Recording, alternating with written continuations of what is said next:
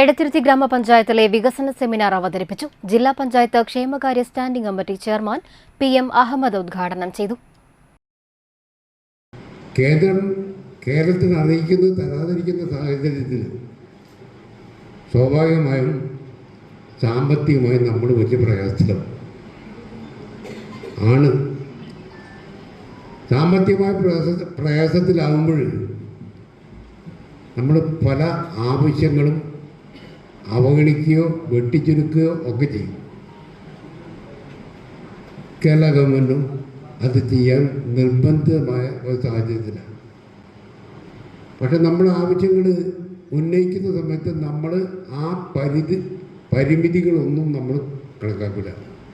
ഇത് വേണം, അത് വേണം, അങ്ങനെ ആവശ്യങ്ങൾ പറഞ്ഞുകൊണ്ടിരിക്കും.